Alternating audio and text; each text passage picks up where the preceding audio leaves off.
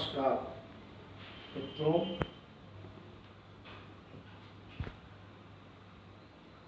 आज हम लोग क्लास 9th और 10th के लिए एसएसटी रिवीजन भाग लेकर के आपके सामने उपस्थित हुए हैं।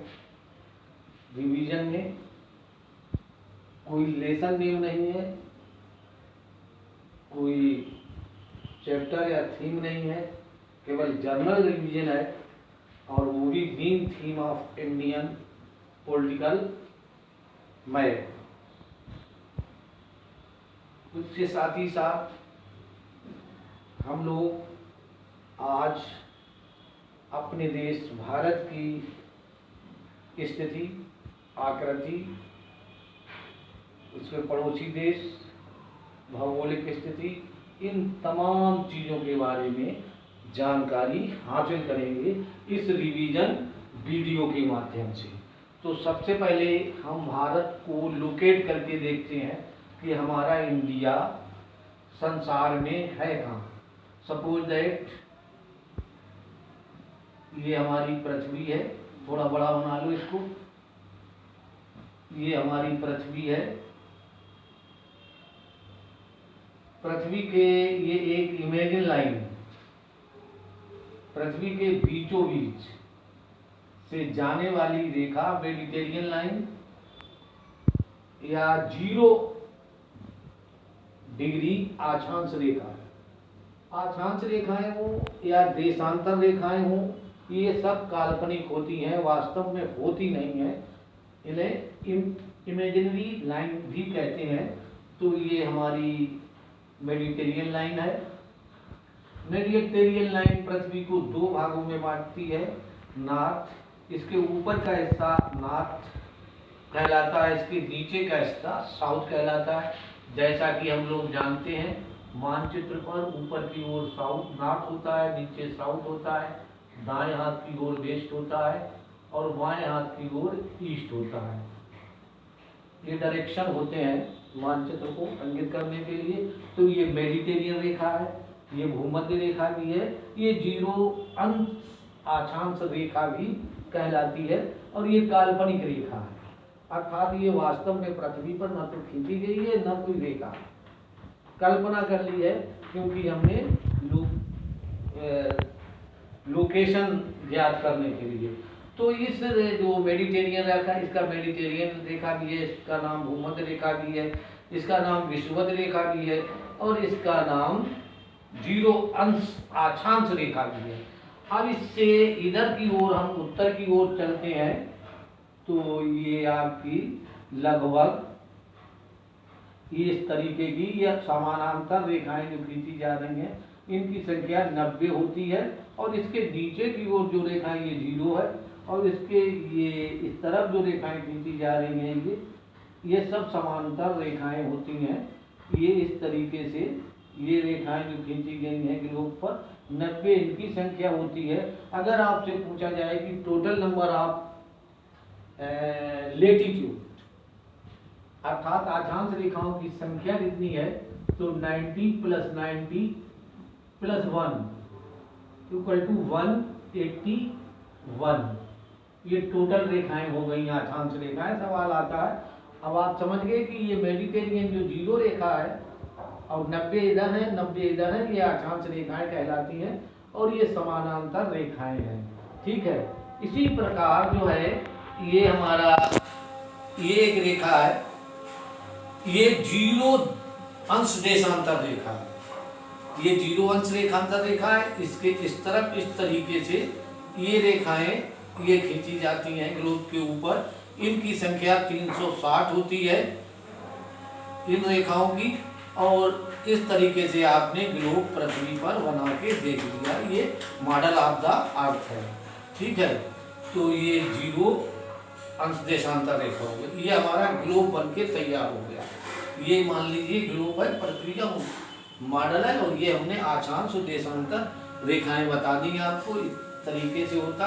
अब हम जरा देखते हैं कि हमारा इंडिया कहाँ मिलेगा। हम पृथ्वी पर अगर हम अपने भारत को ढूंढें तो देखो पृथ्वी पर जो कॉन्टिनेंट हैं या महाद्वीप हैं 7 हैं, जैसे एशिया महाद्वीप है, अफ्रीका महाद्वीप है, यूरोप महाद्वीप है, अमेरिका में 2 महाद्वीप है, उत्तरी अमेरिका और दक्षिणी अमेरिका, और एक आपका एक आपका अफ्रीका महाद्वीप है, और एक आपका अटलांटिक महाद्वीप है, और एक ऑस्ट्रेलिया महाद्वीप है। अब ये देखते हैं, ये जो मेडिटेरियन लाइन है, हमारा इंडिया कहाँ है, ठीक है। अब इंडिया को हम पाने के लिए ये देखते हैं भारत को कहाँ पे रखा गया, भारत किस गोलार्ध में है, तो ये 0 रेखा, ये एक रेखा, ये देशांतर रेखा है, ठीक है। अब इस रेखा, ये जो मध्यमान रेखा ये है, या मेडिटेरियन जो लाइन है, भूमध्य रेखा, इसके ऊपर की ओर उत्तर है, इसके नीचे की ओर दक्षिण है, दोनों ओर। और इसके जो देखें इस मानचित्र के हिसाब से, इस रेखा के इधर जो है पूर्व है और इधर पश्चिम है। अब हम भारत को लोकेट करने के लिए चलते हैं कि हमारा इंडिया कहाँ है, तो देखो एक ग्रीन बीच मीन लाइन है जो लंदन से होकर गुजरती है, और लंदन पश्चिम में है, अर्थात जो ब्रिटेन है वो ये यहाँ पर इस रेखा पर होगा, ये ब्रिटेन होगा, और यहाँ से हम यहाँ तक आगे बढ़ते हैं, तब ये हमारा भारत में मिलता है। भारत का जब तक हम आछांसीय और देशांतरीय विस्तार नहीं जान लेते हैं, तब तक हम भारत की स्थिति लोकेट नहीं कर सकते। तो देखो भाई, भारत हमारा जो है वो अगर इधर से चलें तो 37 अंश या 37 डिग्री 6 मिनट, और ये आपका 8 अंश और 8 डिग्री और 4 मिनट, ये आपका भारत का आछांसीय विस्तार है। अब भारत का अगर देशांतरीय विस्तार देखें तो 68 डिग्री 7 मिनट से ये आपका देशांतरीय विस्तार है 97-25। अब इन दोनों का अगर अंतर देखें तो तब लगभग 30 डिग्री आता है, अर्थात देशांतरीय और देशांतरीय रेखाओं का विस्तार जो है वो 30 डिग्री तक भारत का दोनों ओर से लगभग एज्यूम करें तो 30 डिग्री आता है भारत के बीच के आछांसीय और देशांतरीय। अब हमने देख लिया कि भारत का आछांसीय और देशांतरीय विस्तार क्या है, और भारत एशिया महाद्वीप में है, तो ये आपका जो फूल है इस तरीके का, अर्थात भारत हमारा ये यहाँ पर स्थित है। अब यहाँ से अगर यहाँ से लाइन खींच के चलते हैं हम, तो भारत हमारा यहाँ मिल जाएगा। अगर इसको हम कैलकुलेट करें, देखिए दिशाओं के आधार पे, तो भारत हमारा अगर मेडिटेरियन लाइन के ऊपर वाला हिस्सा कहलाता है आपका उत्तरी गोलार्ध, तो भारत उत्तरी गोलार्ध में है। और इससे अगर कैलकुलेट करेंगे तो भारत पूर्वी गोलार्ध में है। तो हमने भारत को अपने लोकेट कर लिया, भारत की स्थिति देख ली, भारत का आछांसीय और देशांतरीय विस्तार भी देख लिया। अब हम बहुत सारे प्रश्नों को हल कर सकते हैं इसके माध्यम से।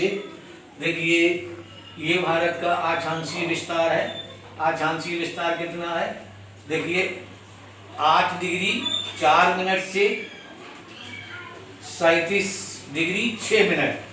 ये सब क्या बोला जाएगा, उत्तरी अक्षांश बोला जाएगा। हालांकि southern point of India Kanyakumari है, ये कन्याकुमारी का ये आपका वो है, कन्याकुमारी का ये साउथर्न पॉइंट ऑफ इंडिया है, और ये भारत का भूभाग है जमीन वाला, उसमें ये इतना आ रहा है 8 डिग्री और 4 मिनट से 37 डिग्री। अब ये रहेगा क्या, उत्तर एन ही लिखा जाएगा ये।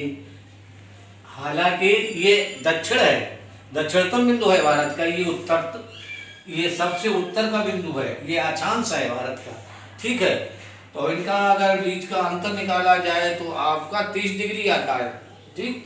तो आप ये ध्यान रखें कि यहाँ एस लिखना चाहिए, ऐसा नहीं। देखो, हमने भारत को जब देखा था तो हमारा भारत पृथ्वी पर यहाँ पर दिखाई दिया था, उत्तरी गोलार्ध में था। उत्तरी गोलार्ध के साथ साथ ये पूर्वी गोलार्ध, भारत दक्षिण में तो है नहीं, दक्षिणी गोलार्ध में नहीं है। तो हम इसको जो डिनोट करते हैं या ये प्रदर्शन करते हैं, वो इस आधार पर हम कहते हैं कि भारत का अक्षांशीय विस्तार 8 डिग्री 4 मिनट उत्तरी अक्षांश से 37 डिग्री और 6 मिनट उत्तरी अक्षांश, इसलिए नॉर्थ पोल लिख रहे हैं, नॉर्थ टू नॉर्थ। ये स्थिति इसको देखते हुए ये ध्यान रखना। वैसे साउथर्न पॉइंट है ये भारत का, कन्याकुमारी स्थलीय, और इंदिरा पॉइंट जो है वो अंडमान निकोबार में जल में चले जाओगे तब मिल जाएगा हमें। तो भारत का अक्षांशीय और देशांतरीय विस्तार हम लोग याद रखें। भारत का अक्षांशीय और देशांतरीय विस्तार क्या? अक्षांशीय विस्तार भारत का 8 डिग्री 4 मिनट उत्तरी अक्षांश से 37 डिग्री और 6 मिनट उत्तरी अक्षांश। अब इसी तरीके से देशांतर आ जाइए 68 6 मिनट 97 25 मिनट। अब ये आपका जो है देशांतरीय विस्तार है, इंडिया का देशांतरीय विस्तार 68 डिग्री 6 मिनट पूर्वी देशांतर से 97 डिग्री 25 मिनट पूर्वी देशांतर। अब यहाँ ई से डिनोट हो रहा है पूर्वी देशांतर, पूर्वी देशांतर, ये तो समझ में आ रहा है, लेकिन ये आपको लगता होगा पश्चिम। फिर आ जाइए अब भारत की स्थिति पर। देखो भारत हमारा यहाँ है, तो ये 0 देशांतर जो रेखा है, मध्यमान रेखा जो है, ये इस रेखा के इस तरफ जो है दाएं हाथ की ओर ये वेस्ट है और इस तरफ ये ईस्ट है। अर्थात पूरा भारत जो अगर कहे हमारा उत्तरी एंड पूर्वी गोलार्ध में भारत स्थित है, उत्तरी और पूर्वी गोलार्ध में। अब आप समझ गए होंगे कि ई हमने क्यों लिखा। 68 डिग्री 6 मिनट पूर्वी देशांतर से 97 अंश 25 मिनट पूर्वी देशांतर। पूर्वी लिखने का मतलब यहाँ से हमने आपको क्लियर कर दिया। अब बहुत सारे सवाल बन जाते हैं। सवाल ऐसे बन जाते हैं, आपसे पूछा जाए कि ये भारत का पश्चिमतम बिंदु है मान लीजिए, और ये भारत का पूर्वोत्तर बिंदु अरुणाचल प्रदेश में, और अरुणाचल प्रदेश और गुजरात के समय में लगभग 2 घंटे का अंतर है। यानी कि अरुणाचल प्रदेश का मतलब है सूरज निकलता है सबसे पहले, सूरज का उदय यहाँ होता है सबसे पहले, और कितना अंतर है?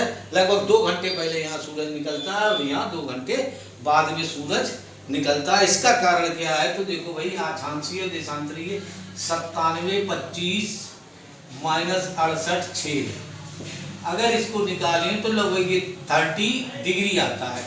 30 डिग्री आता है। 30 डिग्री को आप देशांतर में बदल सकते हैं। हम लोग जानते हैं कि एक देशांतर बराबर 4 मिनट की होता है।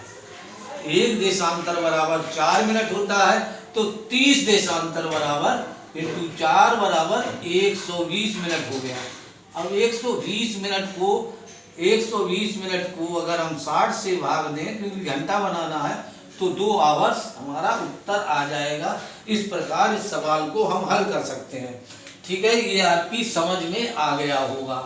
ठीक है, और ये भी आप जानते होंगे कि एक अंश बराबर 4 मिनट कैसे होता है। देखो पृथ्वी गोल है तो 360 अंश होता है, और एक दिन में 24 घंटा होता है, तो 24 का जब हम भाग देंगे तो ये आपको 15 आएगा, और 15 में 15 अंश डिग्री आएगा ये, और 15 बराबर अगर आप 60 करेंगे तो 1 बराबर करेंगे 60 में भाग 15 बराबर 4, अर्थात 1 अंश बराबर 4 मिनट। ये यहाँ से हम लोग निकालते हैं। ये भी आपकी समझ आया होगा। अब हम लोग भारत की एक और स्थिति की बात करते हैं, कर्क रेखा को देख लेते हैं। देखो भाई, कर्क रेखा या ट्रॉपिक ऑफ कैंसर या आपकी 23.5 अंश उत्तरी अक्षांश, उत्तरी अक्षांश। अब ये उत्तरी अक्षांश रेखा, अक्षांश रेखाएं पड़ी होती हैं, समानांतर होती हैं। ये भारत के लगभग बीचों बीच से होकर के गुजरती है। ये भारत के बीचों बीच से लगभग होकर गुजरती है, भारत के 8 राज्यों को काटती है। ठीक है, नाम भी बता दें उसमें, देखो गुजरात, थोड़ा सा हिस्सा राजस्थान, मध्य प्रदेश, छत्तीसगढ़, झारखंड, वेस्ट बंगाल, त्रिपुरा और मिजोरम, ये भारत के 8 राज्यों से होकर गुजरती है।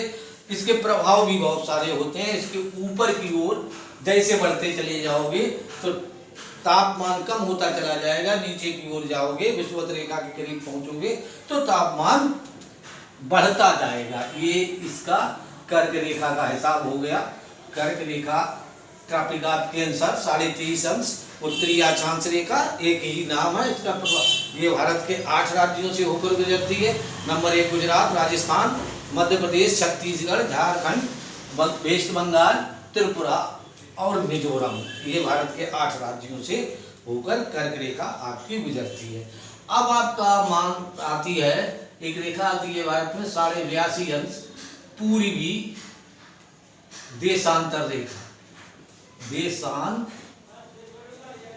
रेखा, पूर्वी देशांतर रेखा, एक ये रेखा आती है 82.5 अंश, पूर्वी देशांतर रेखा।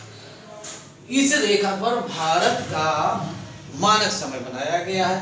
तो देखो भाई, भारत की स्थिति को देखते हुए ये बड़ा जटिल प्रक्रिया थी या जटिल चीज थी, कॉम्प्लिकेटेड मामला था कि भारत में कम से कम 2 टाइम जोन होना चाहिए, लेकिन भूगोलवेत्ताओं ने इनका मीन निकाल करके 82.5 अंश पूर्वी देशांतर रेखा को भारत का मानक समय माना और घोषित कर दिया। कैसे कर दिया?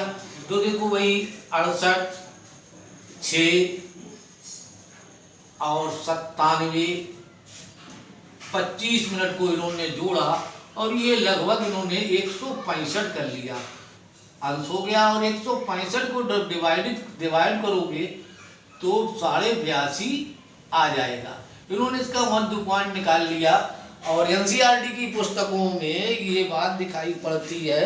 ये मिर्जापुर से निकलती है रेखा, लेकिन वास्तव में रियलिटी ये है कि इलाहाबाद का एक डिस्ट्रिक्ट है, इलाहाबाद एक डिस्ट्रिक्ट है, अब प्रयागराज इसका नाम हो गया है, वहाँ एक नैनिक टाउन पड़ता है और नैनी से ही, इलाहाबाद के टाउन नैनी से ही ये रेखा काटती हुई गुजरती है, अर्थात वहीं से भारत का मध्यमान लिया गया और ये भारत के 5 राज्यों से होकर गुजरती है 82.5 अंश पूर्वी देशांतर रेखा। ये लगभग जो है भारत के 5 राज्यों से होकर गुजरती है। लगभग क्या गुजरती है, इस पर भारत का समय लिया गया है। अब एक चीज ये हो गई, अब कुछ भारत के पड़ोसी देशों को हम देख लेते हैं। तो देखो, इस तरफ चलते हैं तो ये पाकिस्तान हमारा पड़ोसी देश है, और इस तरफ अगर आते हैं तो पीओके का ये क्षेत्र जो हम आधा भारत का है, पाकिस्तान ऑक्यूपाइड कश्मीर है, यहाँ पर लगभग 106 किलोमीटर हमारी अफगानिस्तान से भी सीमा मिलती है। यहाँ पाकिस्तान से लंबी सीमा मिलती है, पाकिस्तान से कश्मीर से सीमा मिलती है, राजस्थान पंजाब से सीमा मिलती है और गुजरात से समुद्र के किनारे यहाँ पाकिस्तान की सीमा मिल जाती है। ये पाकिस्तान इधर मिल जाता है, इधर अफगानिस्तान मिल जाता है। अब इधर अगर नीचे की ओर आ जाएंगे तो यहाँ पर एक श्रीलंका मिल जाएगी पाक जलडमरू के बाद में, और यहाँ पर नीचे और जाएंगे तो मालदीव, ये 2 देश, 2 प्रदेश मालदीव और श्रीलंका, ये भारत से पानी में मिलते हैं। याद रखें, इंपॉर्टेंट चाहिए, मालदीव और आपका श्रीलंका ये समुद्र में सीमा बनाते हैं भारत से, तो पाकिस्तान यहाँ ये सीमा बनाता है। अब इस तरफ आएंगे तो ये नेपाल है, नेपाल के ऊपर आपका बड़ा सा राज्य, तिब्बत को चाइना ने ऑक्यूपाई कर लिया है तो नेपाल है, तिब्बत है, और ये आपका सिक्किम है, और यहाँ पर आपका भूटान है से यहाँ पर सीमा मिल जाती है, और ये अरुणाचल प्रदेश यहाँ पर चाइना सीमा बनाता है, इधर आपका म्यांमार आ जाता है, और ये बीचों बीच में भारत के आ जाता है आपका बांग्लादेश, जो भारत के सभी राज्यों से बीचों बीच में घिरा हुआ है, बांग्लादेश आ जाता है, ये म्यांमार आ जाता है, नेपाल, भूटान, ये भारत के पड़ोसी देश सीमा बनाते हैं। और भारत के बहुत सारे राज्य भी हैं, और चीन के बीच मैकमोहन रेखा है, और आपके अफगानिस्तान और भारत के बीच में डूरंड रेखा है, और आपके पाकिस्तान और भारत के बीच में जो रेखा खींची गई है वो रेड क्लिफ है, और नेपाल के साथ हमारे देश की प्राकृतिक सीमाएं बनी हुई हैं। इसी के मतलब इससे अलग हमारी यूनियन, हमारे भारत में 28 राज्य हैं, उन राज्यों का हम अवलोकन कर लेते हैं। वर्तमान में 29 राज्य हैं, लेकिन 31 अक्टूबर 2019 से 28 राज्य रह गए हैं। कश्मीर को जो यूनियन टेरिटरीज में बांट दिया गया, लेकिन मानचित्र या किताब के अनुसार माने तो आपको 29 राज्य दिखाई दे रहे होंगे। जम्मू कश्मीर है, हिमाचल प्रदेश है, पंजाब है, राजस्थान है, ये हरियाणा राज्य है, ये गुजरात है, गुजरात के नीचे आपका महाराष्ट्र, गोवा, गोवा के बाद कर्नाटक राज्य है, कर्नाटक के बाद ये केरला, तमिलनाडु राज्य है, ये तमिलनाडु के ऊपर ये आपका आंध्र प्रदेश है, और ये बीच में लगा हुआ तेलंगाना राज्य है, और ये आपका उड़ीसा राज्य है, और ये आपका झारखंड है, झारखंड है, और झारखंड की ये झारखंड आता है, इधर बंगाल है, इधर आपका बिहार है, और ये मध्य प्रदेश है, ये आपका छत्तीसगढ़ है, और ये आपका उत्तराखंड है, ये आपका उत्तर प्रदेश है, और ये दिल्ली यूनियन टेरिटरीज है। ठीक है, ये भारत के राज्य हैं। इधर अरुणाचल प्रदेश है, ये सिक्किम है, और ये आपका असम राज्य है, ये मेघालय राज्य है। ठीक है, ये आपका मिजोरम है, ये आपका मणिपुर है, और ये आपका नागालैंड है, और ये आपका अरुणाचल प्रदेश है ही ऊपर नागालैंड, और ये मेघालय राज्य आ गया, और ये असम राज्य भी यहीं पर बीच में इस तरीके से बना हुआ है, और ये आपका त्रिपुरा राज्य तीन ओर से बांग्लादेश से घिरा हुआ भारत का राज्य है। यूनियन टेरिटरीज में अगर आ जाए तो देखिए नगर और दादरा नगर और हवेली है, ये आपका लक्षद्वीप है, ये आपका पुडुचेरी है, ये आपका अंडमान निकोबार द्वीप समूह है, और ये आपके यूनियन टेरिटरीज हो गए, और ये आपका एक चंडीगढ़ यूनियन टेरिटरीज है। इस प्रकार से ये भारत की हमने आपको रूपरेखा बताई, और भारत का जो क्षेत्रफल है, और भारत का क्षेत्रफल जो है, क्षेत्रफल के हिसाब से भारत विश्व का 7वां बड़ा देश है। इसका क्षेत्रफल जो है 32,87,263 वर्ग किलोमीटर भारत का एरिया है। भारत की ये जो है 32,14 है, और ये भारत की 29,33 है, ये किलोमीटर में है।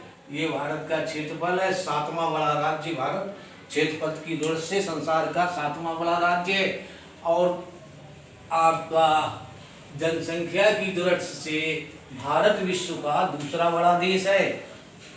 तो जनसंख्या में तो आप जानते हैं चाइना सबसे बड़ा है, लेकिन 7वां बड़ा है ये क्षेत्रफल की दृष्टि से। तो 7वां बड़ा इसलिए क्षेत्रफल की दृष्टि से है, इससे 6 बड़े देश और हैं। आपका नंबर 1 जो है रूस है, नंबर 2 कनाडा है, नंबर अमेरिका है, ब्राज़ील है, और आपका चाइना है, उसके बाद आपका इंडिया है। तो आज के लिए बस इतना ही, ये रिवीजन के लिए था आपका 9th और 10th। ये जो है प्रकरण बहुत इम्पोर्टेंट है, बिना इसके भूगोल आपका चलेगा नहीं। बहुत बहुत धन्यवाद, थैंक यू।